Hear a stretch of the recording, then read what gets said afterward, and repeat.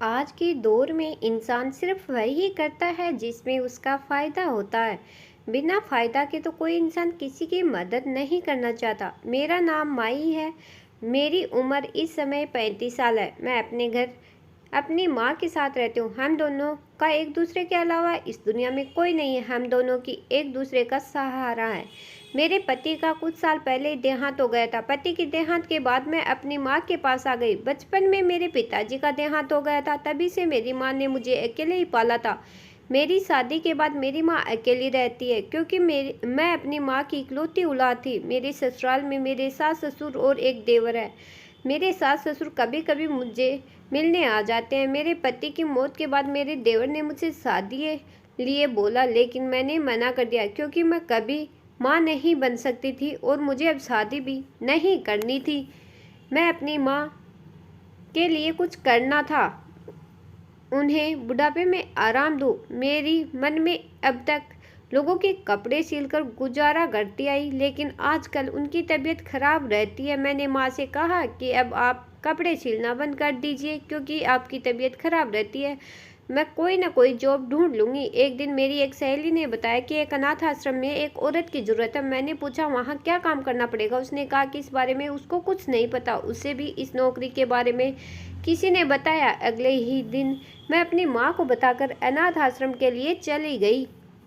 जब वहाँ पहुंची तो देखा कि ये अनाथ आश्रम एक घर की तरह बना हुआ था। मैं अनाथ आश्रम के ऑफिस में चली गई। वहाँ गई तो एक मैडम बैठी हुई थी। मैंने उनसे कहा कि मैं नौकरी के लिए आई हूँ। उन्होंने मुझसे मेरा नाम, मेरी पढ़ाई के बारे में पूछा तो मैंने उन्हें सब कुछ बता दिया। उन्होंने मुझसे कहा कि ठीक है, तुम कल से नौकरी पर आ जाना, लेकिन हमारे यहाँ जो भी महिला काम करती है उसको यहीं रहना पड़ता, सिर्फ संडे को ही वो अपने घर जा सकते हैं। मैडम की बात सुनकर मुझे अपनी माँ का ख्याल आया कि मैं अपनी माँ को कैसे अकेले छोड़ सकती हूँ, क्योंकि उनकी तो तबीयत भी अब खराब रहती है। मैंने मैडम से फिर पूछा कि क्या रुकना ज़रूरी है, क्या मैं रोज़ आना जाना नहीं कर सकती। तो उन्होंने मुझे साफ साफ मना कर दिया। उन्होंने कहा कि यहाँ हर बच्चे के पास किसी न किसी का होना बहुत ज़रूरी है। फिर मैंने मैडम से पूछा कि मुझे यहाँ पर क्या काम करना होगा। मैडम ने बताया कि यहाँ बच्चों को खाना खिलाने पिलाने की जिम्मेदारी तुम्हारी होगी, तुम्हें बच्चों का ख्याल रखना होगा। फिर मैं वहाँ से अपने घर आ गई और मैंने माँ को सब कुछ बता दिया। माँ ने कहा, अगर तुम्हें नौकरी पसंद आई है तो तुम्हें पैसे भी सही मिल रहे हैं तो तुम नौकरी कर लो, मेरी फिक्र मत करो, मैं अकेली रह लूँगी। मैंने कहा ठीक है माँ, लेकिन आप अपना ख्याल रखना। अगले दिन मैं अपनी माँ से मिली और अनाथ आश्रम के लिए निकल गई। मैं वहाँ जाकर मैडम से मिली और मैडम ने मुझे मेरा काम समझा दिया, मुझे मेरा कमरा भी दिखा दिया। मैं अपने कमरे में गई। मैंने अपना सारा सामान और कपड़े वहाँ रख कर बाहर आ गई। जब बाहर आई तो वहाँ और भी लड़कियाँ काम करती थी। मैं उनसे मिली। एक लड़की का नाम पायल था और दूसरी लड़की का नाम माधवी था। मुझे वो लोग एक कमरे में ले गए और वहाँ हमने बच्चों को खाना खिलाया। मैं बच्चों के खाने पीने का ध्यान रखती थी। मेरा अच्छा समय गुजर रहा था। मैंने यहाँ एक बात नोटिस की थी कि यहाँ रोज़ कोई ना कोई बच्चा अडॉप्ट होता था। रोज़ यहाँ कोई ना कोई फैमिली यहाँ बच्चा लेने आती थी और मैडम उन्हें बच्चा दे देती थी। बहुत लोग थे जो यहाँ बच्चे लेकर आते थे ताकि बच्चों की अच्छी देखभाल हो सके। उनकी वजह से बच्चों को रहने के लिए छत मिल रही थी। एक दिन एक 12 या 13 साल की एक बच्ची आई। उसका एक हाथ खराब था। वो बहुत ही डरी और सही हुई थी। न ही किसी से बात करती थी, न ही वो किसी से खाना खाती थी। एक दिन मैंने उस बच्ची को अपने हाथ से खाना खिलाया और पूछा कि वो किसी से बात क्यों नहीं करती है, तो उसने मेरी बात का कोई जवाब नहीं दिया।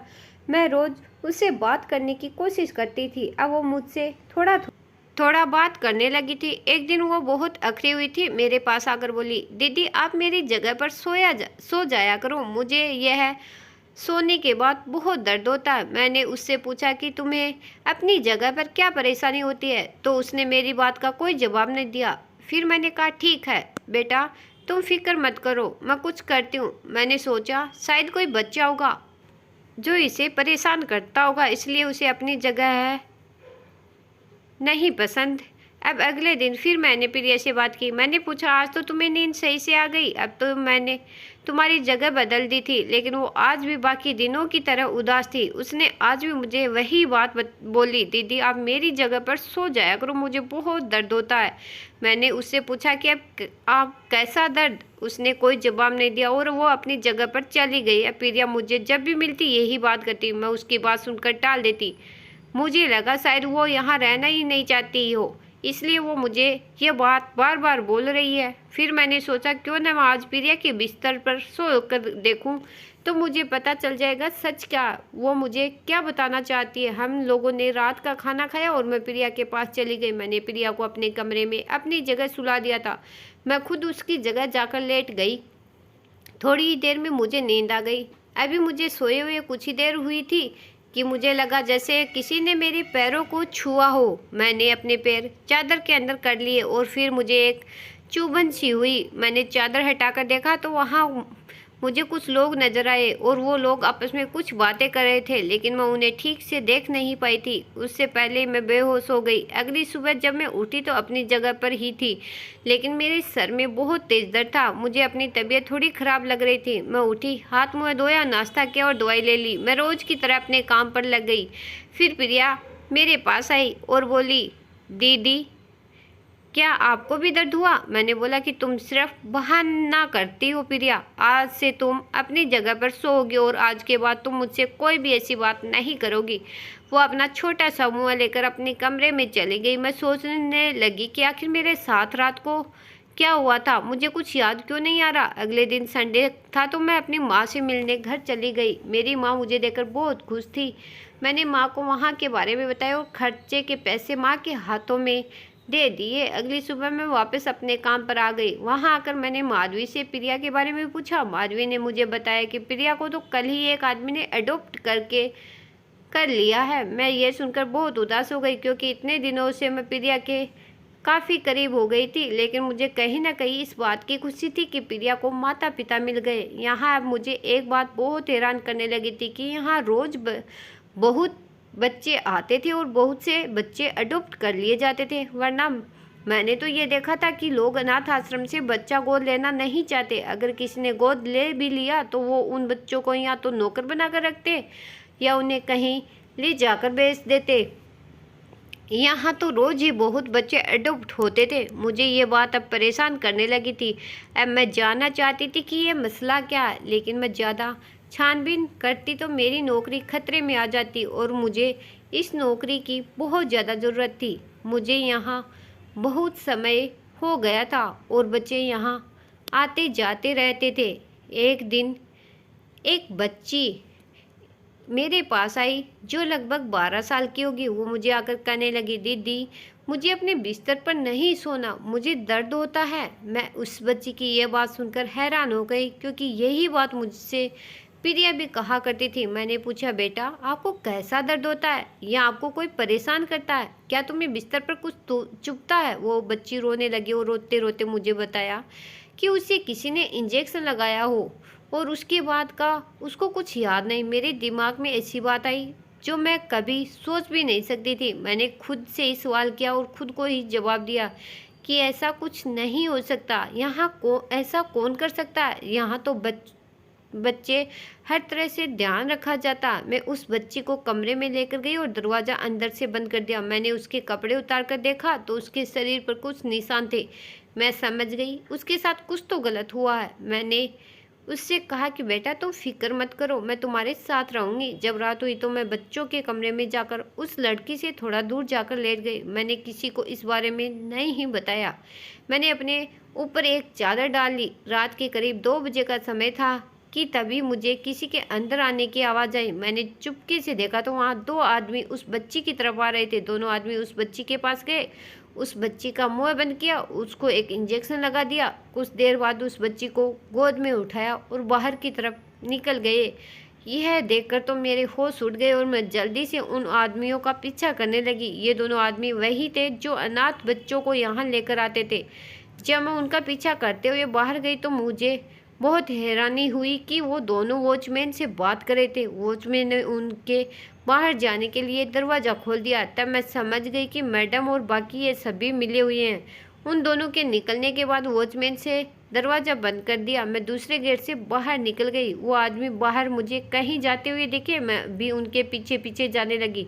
अनाथ आश्रम से थोड़ी दूर पर एक घर था जहाँ कोई नहीं रहता था। वो लोग उस घर में चले गए और उसका दरवाज़ा बंद कर लिया। मैंने घर की चारों तरफ कोई दूसरा दरवाज़ा ढूंढना शुरू किया जिससे मुझे अंदर जाने के या अंदर कुछ दिख जाए। मुझे एक बड़ी सी खिड़की दिखी जो कि टूटी हुई थी। मैं उससे कूदकर अंदर चली गई। अंदर जाकर देखा तो एक कमरे की लाइट जल रही थी। मैं उस कमरे की तरफ गई। उस कमरे का दरवाजा भी अंदर से बंद था। मैंने खिड़की से देखा तो मेरी चीख निकल गई। मैंने बिना कुछ सोचे समझे आवाज़ लगा दी और उनसे कहा कि छोड़ दो बच्ची को, वरना मैं पुलिस बुला लूँगी। उनमें से एक आदमी मेरे पास आया और मेरे सर पर जोर से मारा। मैं वहीं बेहोश हो गई। जब मुझे होश आया तो मेरे हाथ पैर बंधे हुए थे। आंखों के सामने अंधेरा था। मेरा सिर घूम रहा था। मैंने अपने हाथ पैर खोलने की बहुत कोशिश की लेकिन मेरी कोशिश बेकार रही। थोड़ी देर बाद एक आदमी आया तो मैंने उससे कहा कि मेरे को छोड़ दो, मैं किसी को नहीं बताऊंगी। वो बहुत तेज हंसने लगा और बोला, पहले तो बड़ा उछल रही थी, निकल गई सारी एकड़ी। उस आदमी ने मुझसे बोला कि लो खाना खा लो, रोने के लिए भी तो ताकत चाहिए। उसने मेरे हाथ खोल दिए और मेरे हाथों में खाने की थाली पकड़ाकर बाहर चला गया। मैंने उस खाने को हाथ भी नहीं लगाया। हो सकता कि उस खाने में कुछ मिला हो ताकि वो मुझे रास्ते से हटा सके, क्योंकि मैं उनका राज जान गई थी। वो लोग मेरे साथ कुछ ना कुछ तो जरूर करते। अचानक मुझे उन बच्ची की याद आई और मुझे उनके दर्द का एहसास हो रहा था। अब मुझे समझ आया कि वो बच्ची मुझे क्यों कहती थी कि रात को सोने के बाद उनको दर्द होता है। मैं सोच भी नहीं सकती थी कि मैडम भी इन सब में मिली है।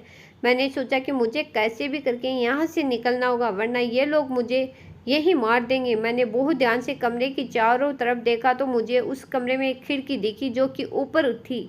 अब मैं सोचने लगी कि वहाँ तक कैसे पहुँचूंगी। मैंने अपने आसपास चीज़ें देखनी शुरू की। तभी मुझे वहाँ एक स्टूल दिखाई दिया।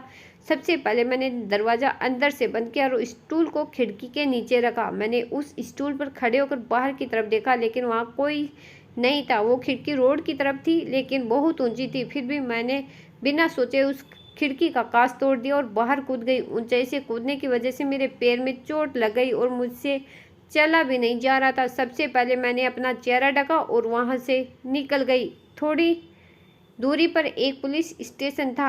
मैं वहां चली गई और इंस्पेक्टर को सारी बात बताई। उन्होंने मुझसे पूछा कि तुम्हारे पास इस बात का कोई सबूत है। मैंने उनसे कहा नहीं, मेरे पास कोई सबूत नहीं है। तब पुलिस वालों ने कहा कि हम तुम्हारी बात कैसे मान लें, हो सकता है तुम झूठ बोल रही हो, उन लोगों को फंसाना चाहती हो। मैंने इंस्पेक्टर को समझाया कि मुझे झूठ बोलकर क्या मिलेगा और इन सब से मुझे क्या फ़ायदा होगा। मैं तो सिर्फ उन मासूम बच्चियों को बचाना चाहती हूँ जिन बच्चियों पर बहुत जुल्म हो रहा है। इंस्पेक्टर ने मुझसे कहा कि हम बिना सबूत के उनका कुछ नहीं बिगाड़ सकते, अदालत में सबूत चलते हैं। थोड़ी देर सोचने के बाद पुलिस ने मेरी एफआईआर लिख ली और मुझसे कहा कि वो लोग तुम्हें नुकसान पहुंचा सकते हैं, इसलिए अपना ध्यान रखना। मैं पुलिस स्टेशन से अपने घर आ गई। घर आकर मैंने अपनी माँ का सामान पैक कर लिया, अपने घर से निकल गई, क्योंकि हो सकता है वो लोग मुझे ढूंढते हुए मेरे घर आ जाते। मेरी माँ ने मुझसे पूछा, क्या हुआ बेटी, तुम इस हालत में और इतनी जल्दी में क्यों, तुम्हारे साथ क्या हुआ? मैंने कहा, माँ आप मेरे साथ चलिए, मैं आपको रास्ते में सब कुछ बताती हूँ। मैंने अपनी माँ को रास्ते में सब कुछ बता दिया। मेरी माँ मुझे शाबाशी देने लगी, बोली तुमने सही किया बेटी, उन जालिमों के साथ ऐसा ही होना चाहिए। तुम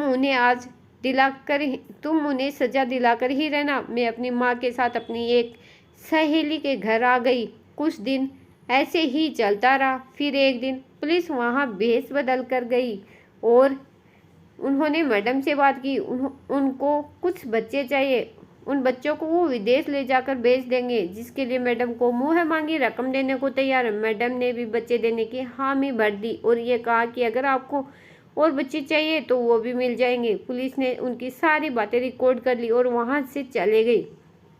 अगले दिन पुलिस ने वहाँ छापा मार दिया। मैडम, वॉचमैन और उन दोनों आदमियों को पुलिस ने पकड़ लिया। वहाँ जो लड़कियाँ काम करती थी उनको भी इस बारे में कुछ पता नहीं था। मैडम के कमरे की तलाशी ली गई तो उनके खिलाफ सारे सबूत मिल गए। इसके साथ साथ पुलिस को मैडम के ऑफिस से ड्रग्स भी मिले थे। छानबीन करने से पता चला कि मैडम का ड्रग्स का भी कारोबार था। पुलिस ने मैडम और उनके सभी साथियों को अदालत में पेश किया। उन सभी लोगों ने बताया कि वो लोग ड्रग्स का भी कारोबार करते थे, जिससे लाखों रुपए कमाते और आपस में बांट लेते थे। ये भी बताया कि जो लोग बच्चों को अनाथ आश्रम से अडॉप्ट करने आते थे वो अडॉप्ट नहीं बल्कि उनको बेचने के लिए लेकर जाते थे। जिन आदमियों ने मुझे वहाँ बांध कर रखा था वही आदमी अच्छे और खूबसूरत बच्चे लाते थे। पुलिस ने सारे सबूत अदालत में पेश किए और मैंने भी उन लोगों के खिलाफ गवाही दी। उन सबको सजा हो गई। अब उस अनाथ आश्रम की जिम्मेदारी अदालत ने मुझे दे दी, क्योंकि मैंने वहाँ बच्चों को बहुत अच्छे से रखा था और मैं उनका बहुत ख्याल रखती थी। बच्चे भगवान का रूप होते हैं, लेकिन कुछ लोगों के पास दिल ही नहीं होता। लोग पैसों की खातिर कितना गिर जाते हैं, मैंने कभी सोचा भी नहीं था। अब सभी बच्चे बहुत खुश रहते और अगर कोई बच्चा अडॉप्ट करने आता तो मैं उनकी सारी जानकारी लेती हूँ और पुलिस वेरिफिकेशन भी करवाती हूँ, तभी किसी बच्चे को देती हूँ, क्योंकि मैं कभी नहीं चाहती कि कोई भी किसी भी बच्चे के साथ कुछ गलत करे या गलत हो। मुझे अक्सर प्रिया की याद आती है। मैं सोचती थी कि काश मैंने प्रिया की बात पर ध्यान दिया होता, मैंने इन जालिमों को पहले ही पकड़वा दिया होता तो प्रिया मेरे साथ होती। पता नहीं प्रिया कहाँ होगी और किस हाल में होगी। मैं रोज़ भगवान से यही दुआ करती कि वो जहाँ भी हो बस ठीक हो। अगर दोस्तों ये कहानी आपको पसंद आए तो वीडियो को लाइक शेयर और चैनल को सब्सक्राइब कर देना। धन्यवाद।